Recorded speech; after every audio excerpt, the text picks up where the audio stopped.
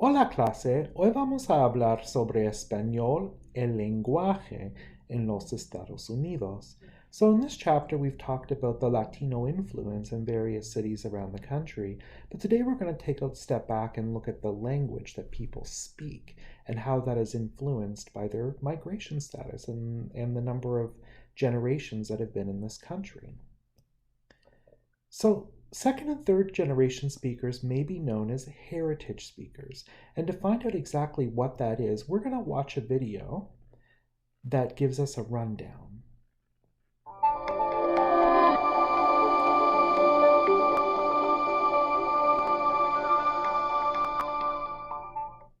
Imagine the situation that you have a family which moves from one country to another. And this family has a bunch of kids, and those kids grow up in this family. At first, they're only exposed to the language spoken in the family.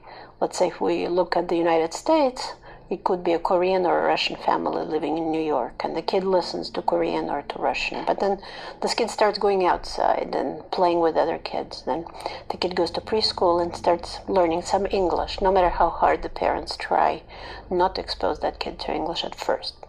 So at some point, the kid becomes bilingual in the home language and in the English that's spoken around him or her.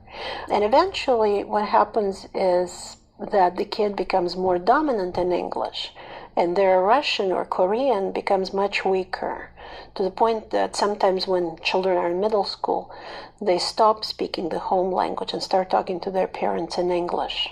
And parents still try to talk to them in the home language. So this is the breakdown of communication. So the end point of this bilingualism is what's called heritage language. So essentially it's a form of bilingualism which is known as receptive or recessive bilingualism. And I'm going to stop the video there for copyright reasons. I've had one of these pulled down because of a copyright violation, even though this is for education purposes. But I'm going to put a link up, and I encourage you to continue watching.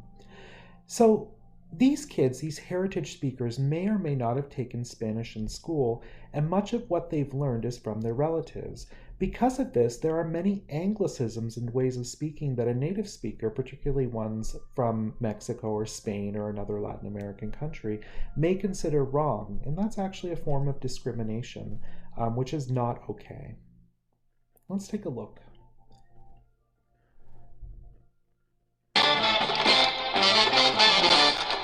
Hey, do you mind ordering for me in Spanish? I sound terrible trying to order all this in English. Wait, you know Spanish?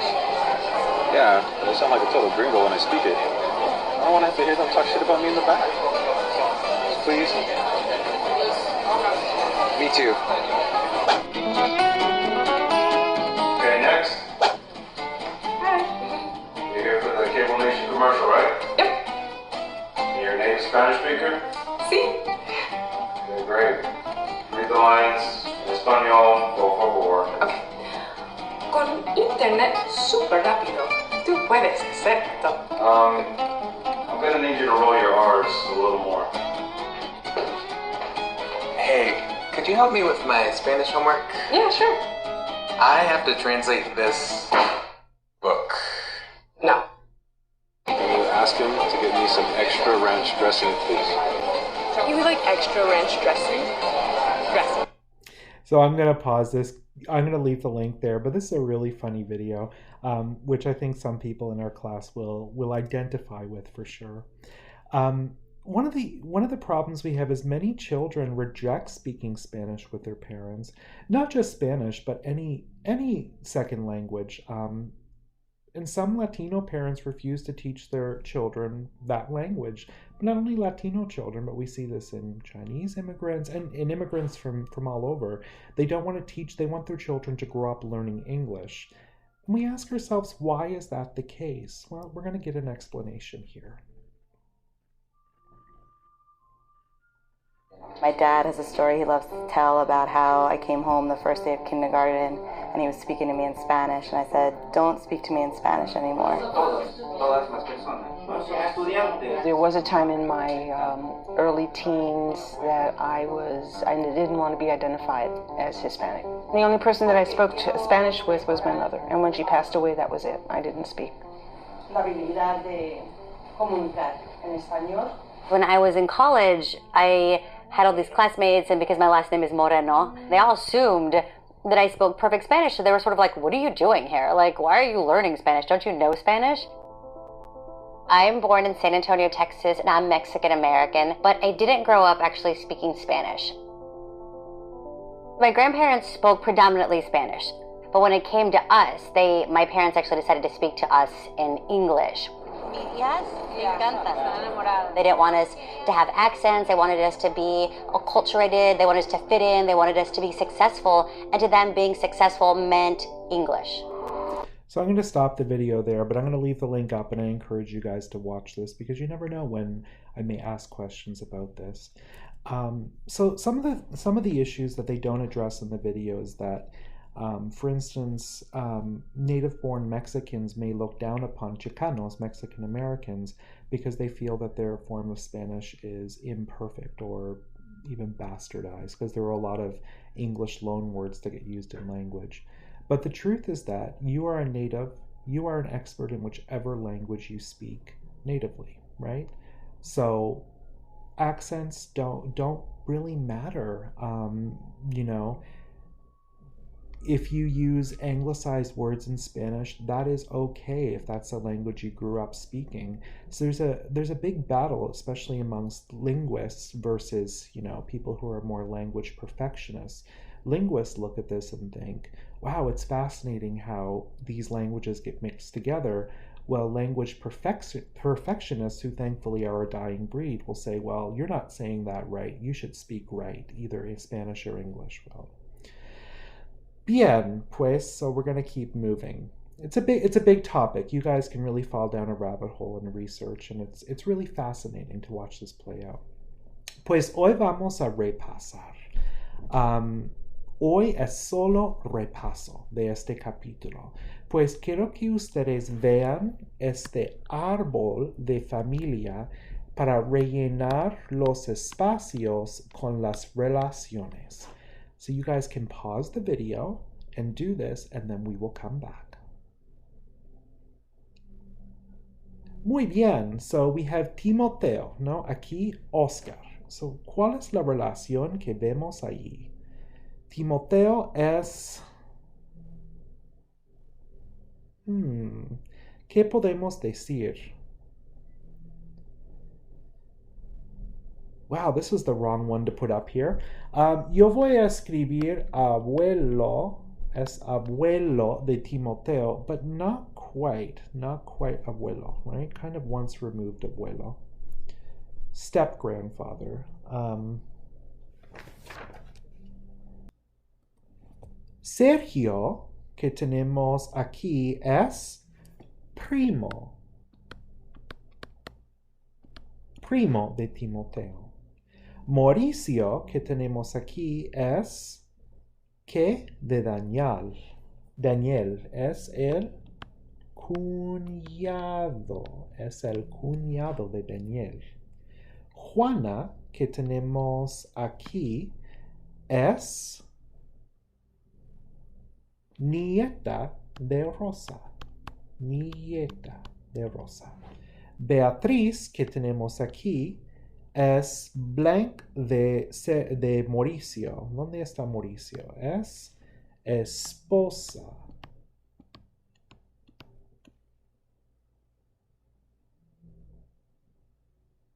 Sorry guys, I'm completely wrong there. She is not the esposa.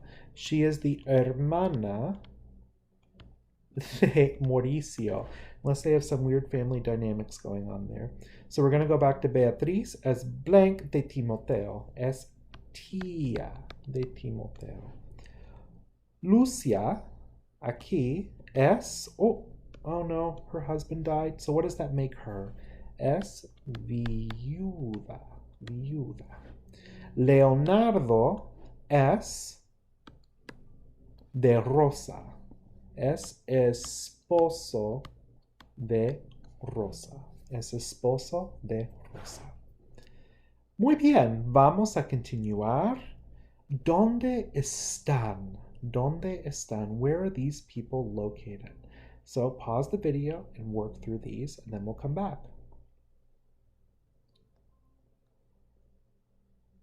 Muy bien. So we're back. I don't remember all these people's names. So we're going to go back. That's Oscar.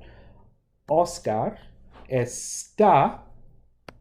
está en la biblioteca. En la biblioteca. Aquí, Cecilia está en casa. Muy bien. Ella, lo siento, Juana está en el supermercado. Aquí, ¿quién es? Rosa está en la playa. Y él, Daniel, está en el colegio. So, las formas de estar. Yo estoy, tú estás, él, ella, usted está, nosotros estamos, vosotros estáis, ellos, ellas, ustedes están. Estar con ubicación. Estar is used with location. ¿Cómo están? So, usamos estar con ubicación, pero también con condiciones. Condiciones, ¿no? Pues, ¿cómo está la gente siguiente? So, turn to the vocab in the back of chapter 3, and given the descriptions, figure out how these people are feeling right now. ¿Cuál es su condición? Pause the video now. Muy bien, Beatriz habla y habla y habla y habla. Cecilia está aburrida. Es aburrida, está aburrida. We have to remember to make the A agree with Cecilia, right? Rosa toma una siesta. Rosa está cansada. Rosa está cansada. Otra vez concordancia. Rosa cansada. Mañana Timoteo tiene un examen. Timoteo está... Yo diría nervioso. Nervioso. Nervioso Timoteo. Masculino. Alguien robó la cartera de Oscar. La cartera, the wallet. Oscar... Está, what would fit there? Somebody stole his wallet. He's probably pretty pissed off about it. Está enojado. Enojado, masculino. Daniel trabaja de las 8 hasta las 5. Hay muchas horas. Daniel está... Yo voy a decir ocupado. He is busy, right? Ocupado. Ocupado, Daniel, masculino. Sergio tiene una temperatura de 102 grados. Sergio está... Hopefully Sergio doesn't have coronavirus. Sergio está enfermo. Enfermo. Masculino. Sergio enfermo. And again, guys, I apologize for my handwriting. It sucks. But I'm thankful to have a touch screen so I can do this. Bien, vamos a continuar con ¿qué tienen? ¿Qué tienen? Recuerdan las frases que van con tener. Que van con tener. So the tener phrases. So pause the video and think about what each of these people are feeling at this moment using those tener phrases we learned in class. Bien. Pues aquí, and I don't remember their names, I am sorry. Tienen frío. Ellos tienen frío. Aquí, ella tiene calor. O se podría decir sed. She is hot or thirsty. Ella tiene suerte. Él, or ella, tiene hambre. Ella tiene 80 años. 80 años. Y él tiene, what could that be? Tiene miedo. To be scared, right? Tiene miedo. Es una tortuga escondiéndose. Muy bien. Vamos a continuar. Cosas de la familia. Habla Daniel. Aquí ustedes van a usar los pronombres posesivos. Pronombres posesivos: mi, tú, su, nuestro, or nuestra, y su. This could also be mis, tus, sus, nuestros, nuestras, y sus. Remember, look if it's masculine or feminine, and if it's singular or plural. Remember, this is from Daniel. Daniel, ¿dónde está Daniel? This is from Daniel's point of view. So pause the video, work through this, and then we'll come back. Muy bien, pues, hijo Sergio, right? So this must be his son. So mi hijo Sergio. Remember, mi does not have a masculine or feminine form, but it does have a singular and plural, but this is singular, so mi hijo Sergio. Tiene un trabajo muy bueno. Okay, so Sergio has a good job. Somebody's job is in the city of San Francisco. Well, it must be Sergio's job, so it has to be his job, right? Su trabajo. Trabajo masculino, pero eso no importa, y singular. So, su trabajo está en la ciudad de San Francisco. Trabaja con... So what's primo? Primo is cousin, Timoteo. So it works with his cousin, con su primo Timoteo. Su primo. Primo, masculino, but again, it doesn't matter, masculine or feminine for the su form, and it's singular. Su primo Timoteo. Timoteo.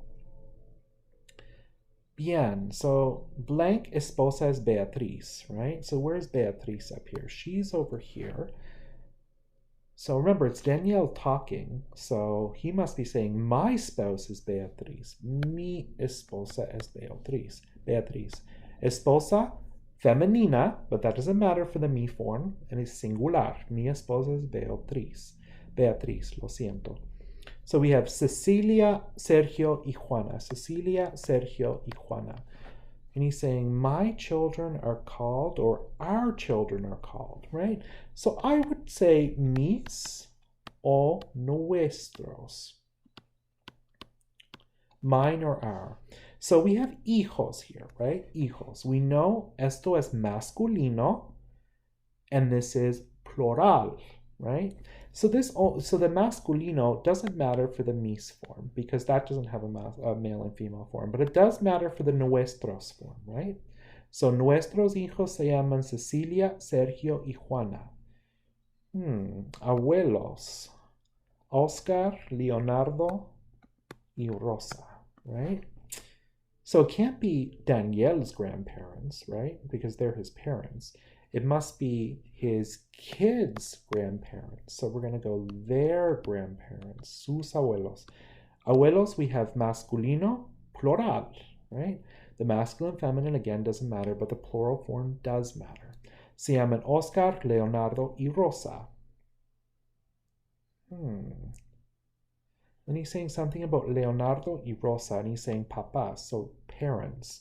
Well, he must be referring to his parents, so we'll have mis papás. So papás, masculino, even though it looks like it's feminine, it's not. Y plural. The masculine and feminine doesn't matter, but the plural does. So it's going to be mis papás son Leonardo y Rosa. So something about Rosa. And that shouldn't be Rosa, that should be Lucia. Lucia, right? That should be Lucia. So whose child is Lucia?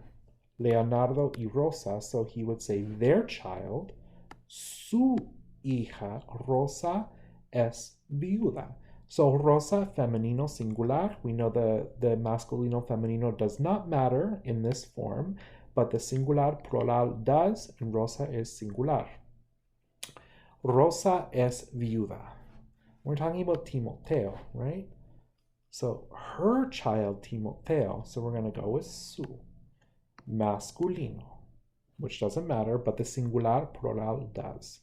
Timoteo es somebody's nephew. Whose nephew? Well, it's Daniel's nephew, right? Es mi sobrino. Muy bien. And that's the end of chapter 3, guys. You should have all the tools you need now to complete the entire chapter 3 workbook. If you need more help, please contact me. Hasta luego.